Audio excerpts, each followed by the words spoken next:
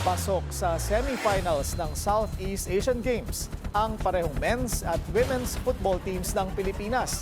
Ang groundbreaking achievement na ito ipinagmalaki rin ng mga dating miyembro ng National Football Team.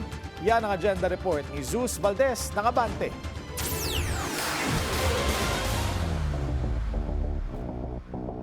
Nalasap ng Pilipinas sa makasaysayang pagpasok ng parehong men's at women's football team sa semifinals ng Southeast Asian Games, markang hindi pa naiuukit sa kasaysayan hanggang ngayon. Into the box. Huling umabante sa Final Four ang men's team noong 1991 sa Manila, habang ang women's squad naman ay nahinto sa parehong yugto noong 2021. Sa gitna ng pagdiriwang ng bansa, nagpahayag ng samut-saring pagmamalaki ang mga dating miyembro ng national team na sina Daisuke Sato at Camille Rodriguez. Super important dahil makita mo yung performance, not just in SEA Games but all the work leading up to it. So it feels extra rewarding, lalo na sa men's, diba? First time in 34 years, if I'm not mistaken, and for the Filipinas, first time again back to the semis. So very important, and the road to history continues for both men's. It's a very great achievement. I'm very happy for the boys and for the girls as well. You know, they're making their own history for them and for the country. I'm very proud.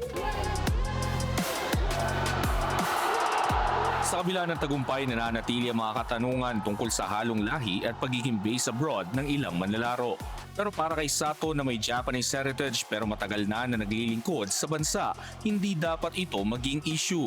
It doesn't matter where you come from, you know, as long as you are, of course, you are Filipino, half blood or mixed blood or local, you know, you're bleeding as a Filipino. So representing Philippines, that says everything. You know, for me, I don't want to debate about half or mix because your heart is Filipino. My heart is Filipino. You know, either 20%, 50%, I don't want to debate about it. Nakapag-iwan ng malaking impresyon ang pag-usad ng dalawang kupunan hanggang semifinals. Pero ang tanong, kaya ba nilang tapusin ang misyon?